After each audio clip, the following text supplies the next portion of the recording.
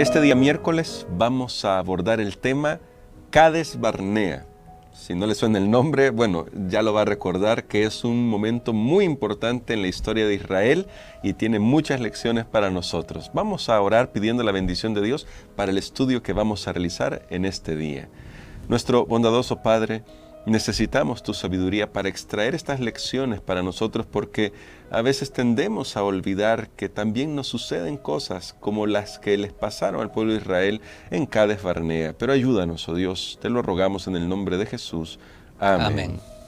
En el capítulo 1 de Deuteronomio, pastor, parece que este es un espectro que está persiguiendo a la nueva generación, que ya usted lo destacaba. Es la nueva generación que no participó directamente de las cosas que participaron sus padres, pero a Moisés, al recordarles la historia, les hace ver esto. Si usted lee Deuteronomio capítulo 1, versos del 20 al 46, ahí les recuenta la historia de lo que sucedió en Números 14. Y como esto es muy importante para Moisés, que lo está contando, y también para nosotros hoy, creo, pastor, que es importante que recordemos qué pasó en Números 14, qué sucedió con el pueblo, qué lecciones hay ahí para nosotros en las reacciones que tuvieron el pueblo a los informes de los espías.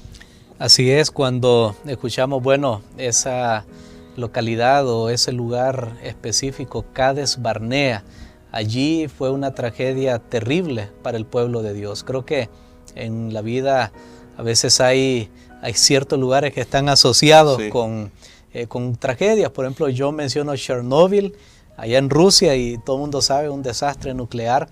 Cades Barnea fue un desastre porque el pueblo de Dios, que previamente yo creo que el pueblo también estuvo de acuerdo que antes de entrar a Canaán se enviaran unos espías para ver cómo estaba el lugar.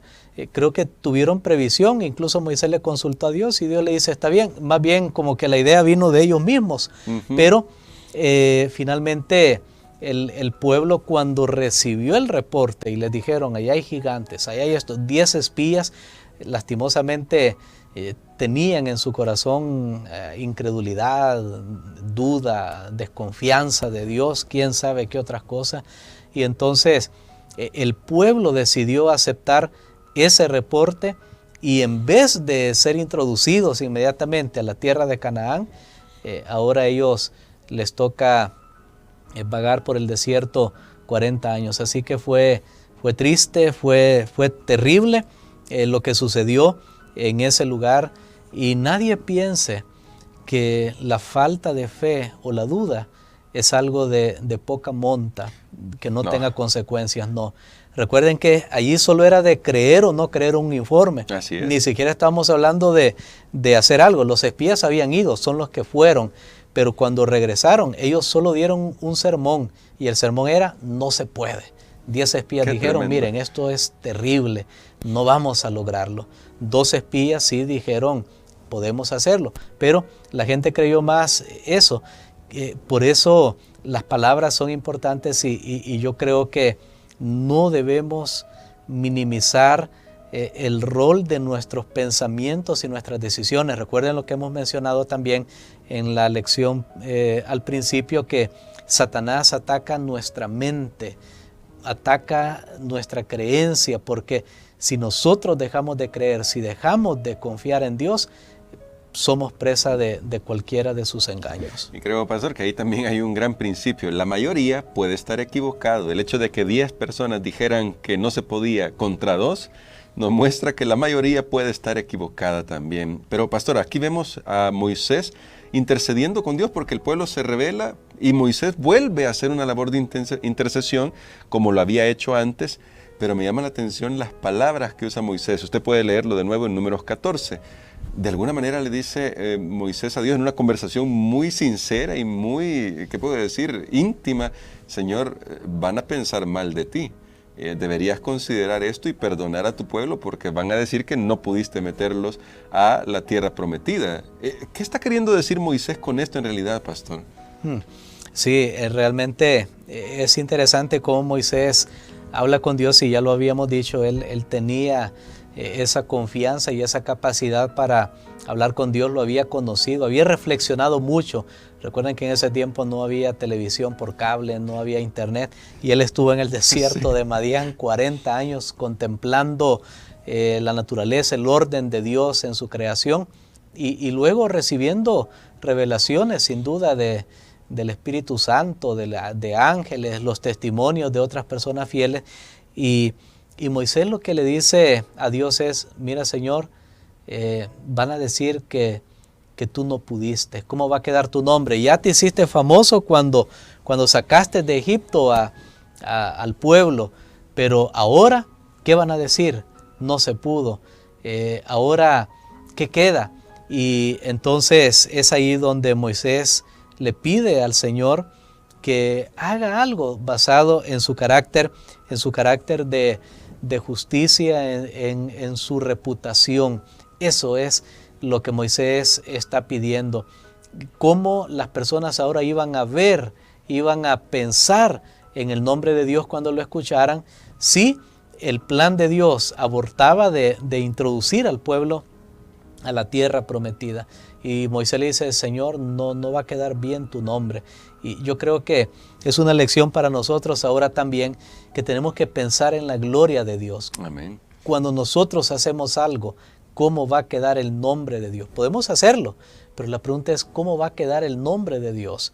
Y eso debería normar en nuestros actos. Amén, muy bien. Y esto me lleva a pensar, pastor, bueno, Dios está aquí con Moisés. Moisés está intercediendo y habla del propósito de Dios. No se puede frustrar el propósito de Dios, y yo creo que también para nosotros hay una lección, y creo que Pablo la destaca. En Efesios 3:10, Pablo dice algo que me gustaría que comentara para nosotros, para la iglesia cristiana, pero siempre decimos para nosotros porque es importante que recordemos que estas lecciones nos atañen a nosotros hoy. En Efesios 3:10, el apóstol Pablo expresa una verdad similar a lo que estaba tratando de hacer Moisés en ese entonces, y dice así, el verso 10: para que la multiforme sabiduría de Dios sea ahora dada a conocer por medio de la iglesia a los principados y potestades en los lugares celestiales. Tenía que darse a conocer entonces el poder de Dios, se dio a conocer. Y hoy, pastor, ¿cómo eso nos atañe a nosotros? ¿Cómo es que se da a conocer la multiforme gracia de Dios en nuestra vida, en nuestra experiencia, para los demás?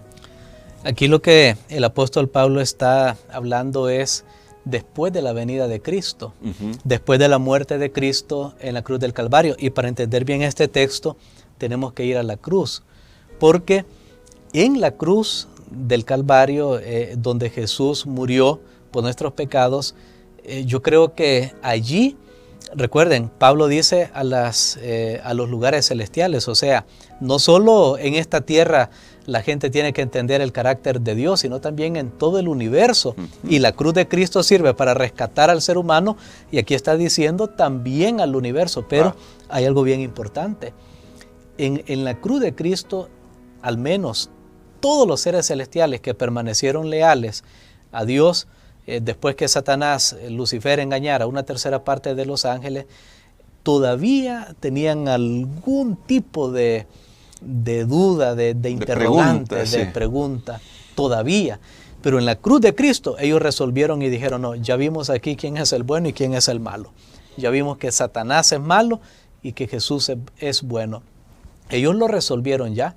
Entonces, aquí llegamos a una conclusión. Allí se pudo haber terminado este conflicto entre el bien y el mal. Sí. ¿Qué más tenía que esperar Dios? Ya los seres celestiales, todos los que quedaron, Gabriel y todo el mundo que quedaron en el cielo, dijeron: Dios es bueno y tiene razón, Lucifer, ahora Satanás, es el malo. Allí se pudo haber cerrado todo. Pero entonces es aquí donde el apóstol Pablo dice: no, todavía falta que se dé a conocer la sabiduría de Dios, y dice multiforme, o sea, la gran sabiduría de Dios, pero ahora va a ser a través de la iglesia. Y miren, aquí es donde nosotros entramos en un rol muy importante, porque la iglesia somos nosotros, la iglesia de Cristo que ha venido desde estos 2000 años. Y entonces después de la cruz de Cristo, lo que sucede en nuestras vidas le da gloria a Dios o lastimosamente da otro concepto de quién es Dios. Porque en este conflicto entre el bien y el mal, Dios está siendo juzgado y Dios tiene que ser vindicado. El carácter de Dios, porque recuerden la sombra que Satanás lanzó, que Lucifer lanzó, es que Dios es egoísta, que Dios es malo, que no le interesan sus criaturas. En realidad lo que era él se lo lanzó a Dios. ¿Y cómo se defendía Dios? Destruyéndolo. Más iban a creer sus aserciones. Entonces ahora Dios pues se humilló, se hizo hombre, murió en una cruz. Pero lo que está sucediendo hoy con la iglesia, lo que sucede en mi vida, lo que sucede en nuestra vida, es lo que declara, al igual que Moisés decía, para que las otras naciones vean, él vean quién es Dios, es lo que declara ahora quién es Dios, cómo Dios trata con el pecado, cómo Dios trata con el ser humano, y al final que los seres celestiales digan, bueno, estamos de acuerdo que Dios es amor. Amén. Bueno, tremendo. Note que tenemos un gran rol en el conflicto cósmico. Ya la semana pasada estuvimos hablando del gran conflicto y hoy necesitamos hacer nuestra entrega a Dios. Y creo, pastor, que podemos orar por esto, porque tal vez hemos tenido nuestro propio Cades Barnea. Algunos hemos tenido algún momento de duda que nos ha impedido realmente experimentar la presencia de Dios. Pero Dios, que es misericordioso, nos da una nueva oportunidad y es hoy. Hoy es la nueva oportunidad para que podamos hacer ese compromiso con nuestro Dios. Oremos. Padre que estás en los cielos, Señor, te damos gracias porque tú siempre te manifiestas y aunque te damos a veces muchas razones para que tú puedas disponer de otras personas para continuar adelante con esta obra, tú todavía tienes misericordia y todavía, Señor, deseas que podamos ejercer algún rol activo en esta iglesia y en este plan de salvación. Te pedimos, Señor, que tú nos bendigas, que nos guardes. Te pedimos que nos ayudes a llevar gloria para tu nombre, que todo lo que hagamos como iglesia, cuando el mundo vea, ellos puedan decir, Dios es amor. Amén. Permítenos refinar esos puntos en nuestra vida que todavía no están bien y que tal vez están haciendo que la gente aún cuestione el cristianismo. Perdónanos, Señor, ayúdanos y danos fuerzas para vivir esa vida que tú has planeado para nosotros. Todo esto lo pedimos en el nombre de Jesús. Amén. Amén.